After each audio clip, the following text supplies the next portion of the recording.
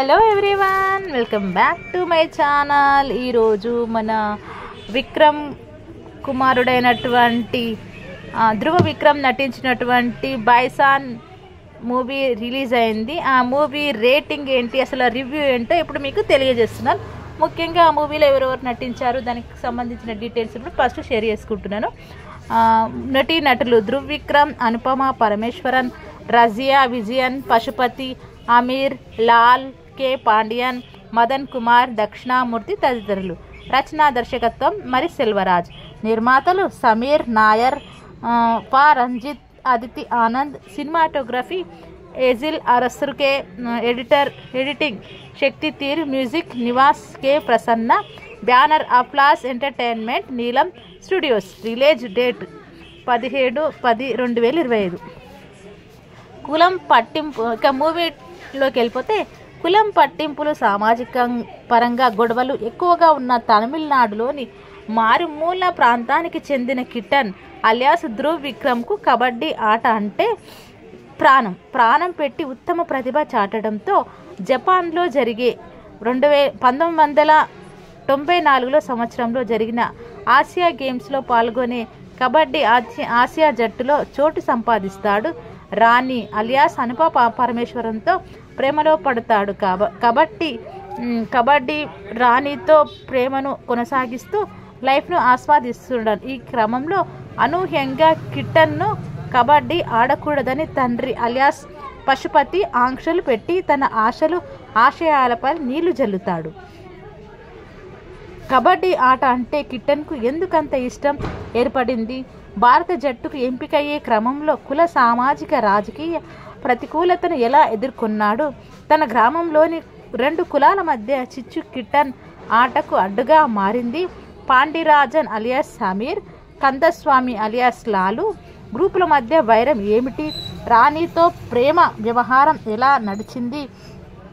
దేశ క్రీడా జట్టుకు ఎంపికైన అంతర్జాతీయ వేదికపై తన సత్తాను నిరూపించుకునే సమయంలో కిట్టన్పై తండ్రి ఎందుకు ఆంక్షలు విధించాడు? పాకిస్తాన్తో జరిగే భారత్ మ్యాచ్ నుంచి కిట్టన్ను ఎందుకు తప్పించారు? జపాన్ ఆసియా క్రీడల్లో చివరకు కిట్టన్ పాల్గొన్నాడా? దేశ ప్రతిష్టను ఆసియా క్రీడల్లో చాటాడా అనే ప్రశ్నలకు సమాధానమే బైసన్ సినిమా కథ.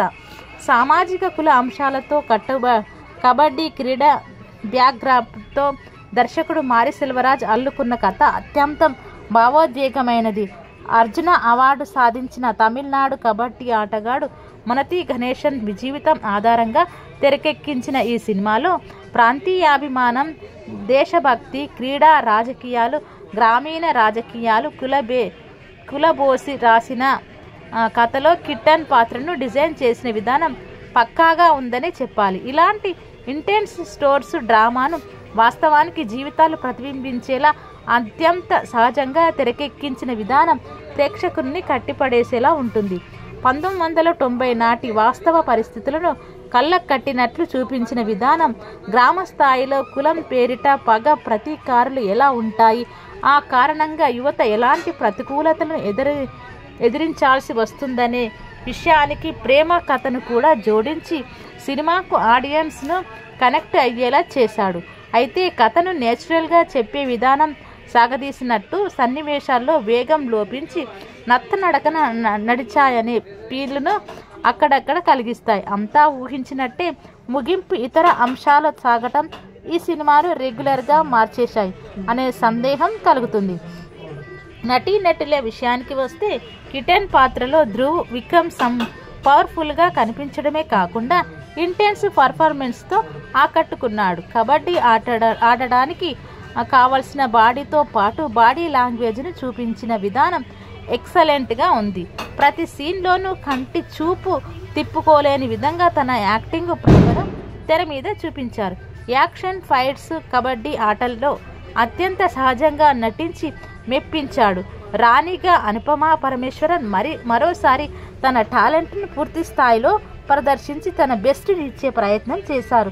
లవ్ ట్రాక్లో ధ్రువ్కు కలిసి మంచి కెమిస్ట్రీని ప్రదర్శించారు.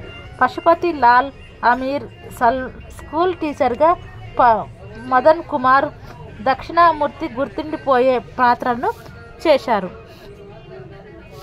బైసాన్ సినిమాను సాంకేతిక అంశాలు పర్ఫెక్ట్ స్టోర్స్ డ్రామాగా మారాయి. ఎజిల్ అరసు చిత్రీకరించిన సన్నివేశాలు, భావోద్వేగాలు, యాక్షన్ అంశాలు మనసుకు హత్తుకునేలా ఉన్నాయి. నివాస్ కే ప్రసన్న బ్యాక్గ్రౌండ్ స్టోర్ బాగుంది. పాటలు తెలుగు నేటివిటీ మిస్ అయ్యాయి. శక్తి తీరు, ఎడిటింగ్ విధానం, పనితీరు సినిమాను మరింత క్రిస్పీగా మార్చింది. రంజిత్ ఇతర నిర్మాతలు పాటించిన ప్రొడక్షన్ వాల్యూస్ బాగున్నాయి. ఇదండి మన బైసాన్ సినిమా విషయానికి వస్తే, ధ్రువ్ విక్రమ్ పెర్ఫార్మెన్స్, ఆయన పాత్రతో పాటు పశుపతి ఇతర క్యారెక్టర్లను చిత్రీకరించిన తీరు ఈ మూవీకి అత్యంత బలంగా మారింది. కథనాలు మరో ప్లస్ పాయింట్. ఫస్ట్ హాఫ్ చాలా ఇంటెన్స్గా ఉంటుంది. ఇంటర్వెల్ బ్యాక్ సెకండ్ హాఫ్తో పై భారీ అంచనాలు పెంచుతుంది. కానీ రెండో భాగంలో అంత ఊహించినట్టే సన్నివేశాలు ఉండటం, కొంత మైనస్ తమిళ నా వాసన ఎక్కువగా ఉండటం తెలుగు ప్రేక్షకులకు రుచించని అంశంగా కనిపిస్తుంది.